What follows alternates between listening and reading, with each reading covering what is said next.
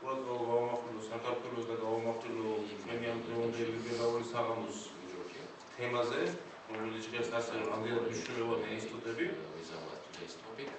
საქართველოს როგორც ყველა პოსტსაბჭოთა და პოსტსოციალისტური ქვეყანა დაახლოებით 20 წლის წინ აღმოჩნდა იმ ვითარებაში, როდესაც მას ერთდროულად უნდა ჩამოეყალიბებინა საბაზრო გარემო, ანუ ეკონომიკის ტრანსფორმაცია მოეხდინა და მეორე მხრივ განსხვავებული ინსტიტუტები შეიქმნა ვიდრე საბჭოთა პერიოდში არსებობდა. ასიკული აკუთვნებში ეს ერთნაირი მახასიათებლებით არ წარიმართა. აღმოსავლეთ ევროპის სოციალისტური მოქმედება ამ მხრივ გაცილებით უფრო სწრაფი ტემპებით განახორციელებს ორივე ფარგლების ცვლილებები. ხოლო ყოფილი საბჭოთა რესპუბლიკებიდან თუ არ ჩავთვლით ბალტიის რესპუბლიკებს, სამ რესპუბლიკას, დანარჩენ ქვეყნებში პრინციპში საკმაოდ მსგავსი გზა გაიარა, როგორც საბაზრო ეკონომიკის ჩამოყალიბება, ასევე მისთვის ცვლილება. უფრო უპირატესად 90-იან წლებში. თუმცა საქართველოს ანალიზზე შეიძლება გავყოთ ყოველივე ეს ორ პერიოდად.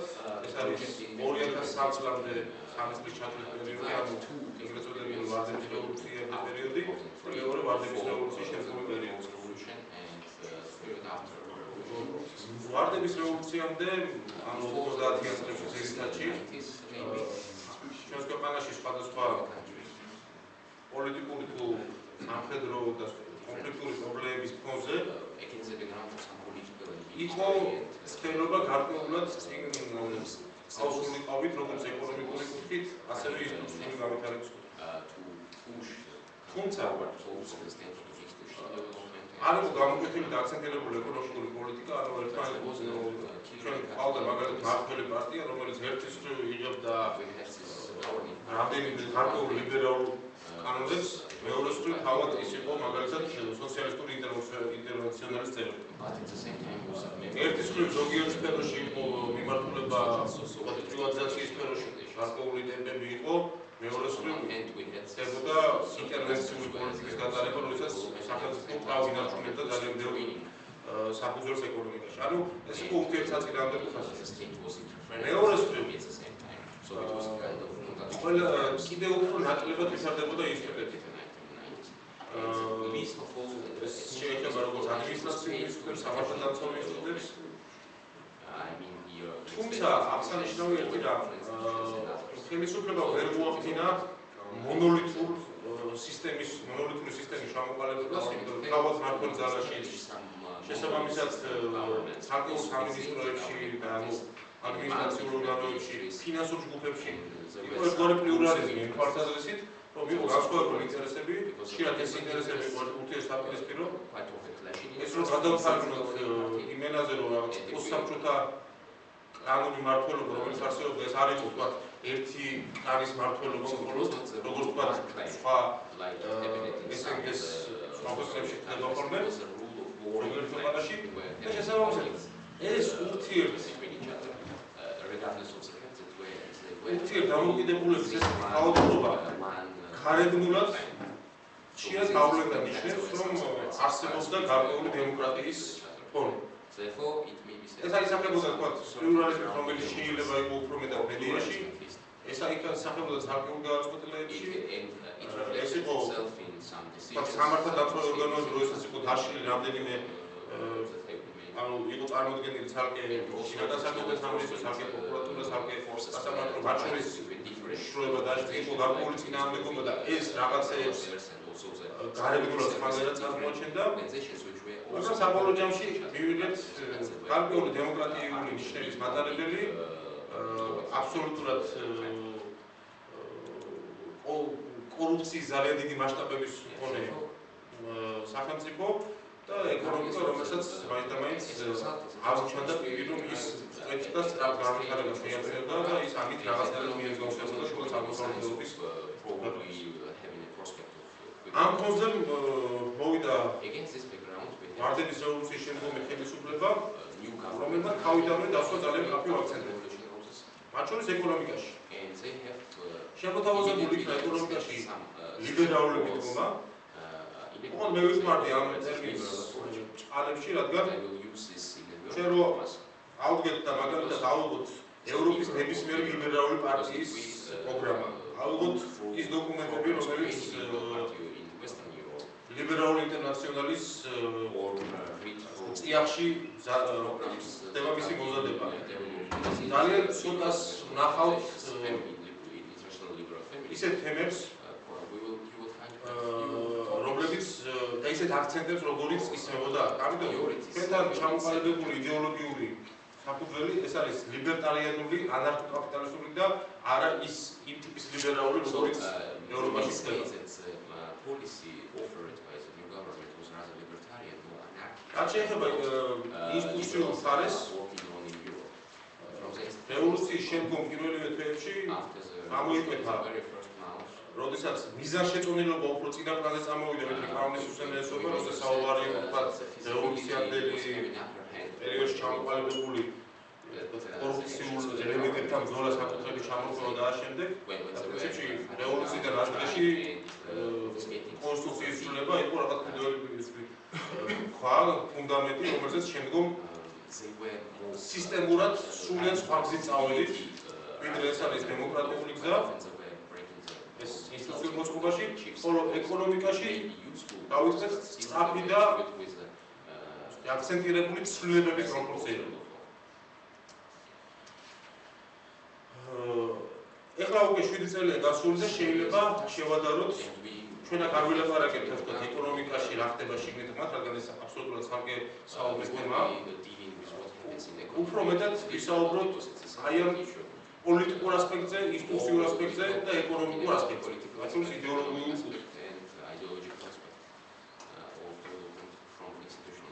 ნებისმიერი ხელისუფლება იმყოფება გარკვეულ რეალობაში. შესაბამისად, მისი პოლიტიკა უნდა იყოს დაკავშირებული რეალობასთან. მაგალითად, ვიტყოდით, თქვენ იცით, რომ მაგალითად Greenpeace არის ერთ-ერთი არასამთავრობო ორგანიზაცია, რომელიც ძალიან დიდი წარმატებით იბრძვის ეკოლოგიურ საკითხებთან ეკოშენებას. მაგრამ წარმოიდგინეთ ეხლა თქვენ, რომ Greenpeace იყოს საკონსტიტუციო უმრავლესობაში, მაგალითად გერმანიის პარლამენტში.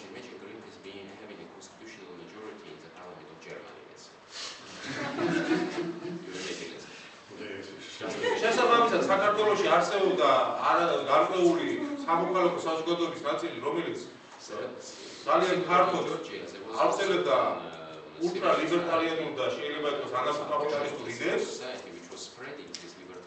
და ვარდების რევოლუციის შემდგომ შეიქმნა გარემო, როდესაც ეს იდეოლოგიური საფუძველი შეიძლება გამხდარიყო ქვეყნის მართვის საფუძველი.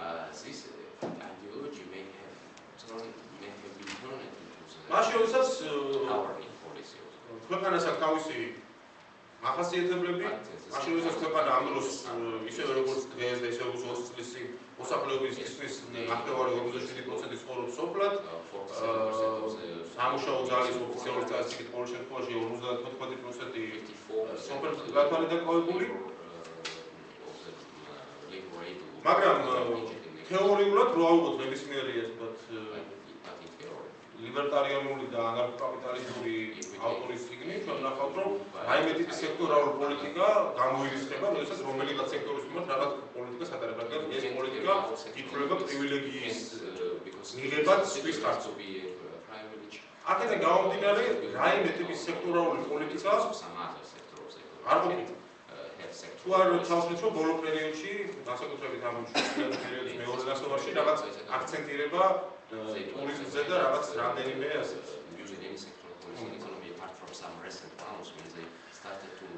ეხლა მივყვეთ თითოეულ სფეროში რა იყო იდეოლოგიური პოსტულატი და რა მივიღეთ სინამდვილეში, პოლიტიკური და ინსტიტუციური. ალბათ ტიპიური ქართული რაიონი. ნებისმიერ ოზურგეთი, ლაგოდესი, ტიპური რაიონი, რომელიც მოსახლეობის 90% უშუალოდ დაკავშირებული აგრარულ სექტორთან. ამ დროს ასიზახის ხელისუფლება და ხელისუფლებასთან ასოცირებული ან ისეთი საექსპერტო წრეები, რომელიც რაღაც ინტელექტუალურ შლეიფს წარმოადგენენ ამ ხელისუფლებას. ჩვენ ვერ გამოხორციელებთ სოფლის მეურნეობაზე განსაკუთრებულ ყურადღებას. სოფლის მეურნეობა და აგრარული სექტორი ეს არის სტერეოტიპი. საქართველოს აგრარული ქვეყანა ეს არის სტერეოტიპი. ჩვენ აქცენტი უნდა გადავუჭეროთ მოდერნიზაციაზე, რომლის ფარგლებშიც ეს ვერ ჩაჯდება. და ასე შემდეგ. ასეთი მოსაზრებები. შესაბამისად, ასეთი პოლიტიკა თუ აისახა იმაში, რომ არანაირი სექტორალური პოლიტიკა არ ტარდება ერთის მხრივ. მეორეს მხრივ, გადადიხარ საგარეო ვაჭრობის ქვეშ ლიბერალიზაციაზე, რომელსაც ამიტომ პირადად არ გეარის. უბრალოდ ხელისუფლებამ უნდა იცოდეს, რომ სოფლის მეურნეობის სფეროში მდგომარეობა გაუარესდება. ოფიციალური სტატისტიკით დღეს არა 20% შემცირებულია ჩვენი სოფლის მეურნეობა 2020 წელთან შედარებით და ეს ტენდენცია იმდენად განუხრელია, რომ აუცილებლად თანასწორად კიდევ უფრო მეტად შეიქმნება. ესე იგი, აი მაგალითად იგივე კონკრეტულ რაიონში თუ იცი რომ შენი პოლიტიკა და თან ჯერა რომ ამას სწორად აკეთებ სოფლის მეურნეობას მდგომარეობას გაუარესებს, მას ის ხარჯი აპირებ იქ შემოსავლების გაზრდა და ცხოვრების დონის გაზრდას. ეს არის მინიმუმ გაუაზრებელი პოლიტიკა. თუმცა მე დავსვავდი ასეთ თეორემის დონეზე ჯერ მხოლოდ რომ ხომ არ არის ეს სწორედ მიზანმიმართული საიმისოდ რომ ამ კონკრეტულ რაიონში იმ ადამიანთა უმრავლესობა რომელიც დაკავშირებულია სოფლის მეურნეობასთან, მათი მდგომარეობა კიდევ უფრო მეტად გაუარესდეს, მათ შორის შემოსავლების და სიღარიბის გაზრდით. რადგან მაგ შემთხვევაში ჩვენ არ მივიღებთ იქ რაღაც ფენას, რომელთანაც პოლიტიკური ტიპის ზეწოლა, პოლიტიკური ზეგავლენა ქართულდება, მისი სიზმერის გამო და სამაგიეროდ შევქმნათ აი ამ კონკრეტულ ჩვენს მოდელურ რაიონში ისეთი ინსტიტუციები, რომელიც იქნება ამ კონკრეტულ რაიონში შემოსავლის ექსკლუზიური წყარო. ანუ ეს არის გამგეობა, ეს არის ცენტრალური ხელისუფლების ორგანოები, ეს არის სამართალდამცავი ორგანოები, ეს არის იგივე განათლების და ჯანდაცვის ობიექტები. ანუ შენი ცხოვრების პირობების გაუმჯობესება შეგიძლია თუ თანამშრომლობ ასეთ სტრუქტურებში. ერთის მხრივ და მეორეს მხრივ კერძო სტრუქტურები თავისი ბუნებით, absolut კერძო კომპანიები, რომლის ან ფილიალების სახით არის წარმოდგენილი დიდი კომპანიების, ან ადგილობრივი კომპანიებია, მაგრამ რომლებიც კონტროლდება ან სახელმწიფო ხელისუფლების ორგანოების მიერ, ან ადგილობრივი ხელისუფლების ორგანოების მიერ. შესაბამისად, ეს კომპანია თავის მხრივ ხდება როგორც პოლიტიკური ინსტიტუცია. ისევე როგორც გამგეობა, თვითმმართველობა, პოლიცია. და შესაბამისად, ვიღებს რაიონს, სადაც 90% მდგომარეობა უარესდება, 10% მდგომარეობა მკვეთრად უმჯობესდება, ეს შედეგად ვიდრე იქამდე იყო. და რა თავარია, შენ შეგიძლია აამუშავო მექანიზმი, რომელიც მიხედავს პოლიტიკური ლოიალობა მმართველი ძალის მიმართ არის მთავარი პირობა იმის რათა იყო ამათ პოზიციაში. და შეგიძლია გააკონტროლო არა მარტო გამგეობაში, სკოლაში და საავადმყოფოში, არამედ შეგიძლია გააკონტროლო სხვადასხვა ტიპის ბიზნეს კომპანიებში, რადგან აფრიკ კონტროლი გვაქვს.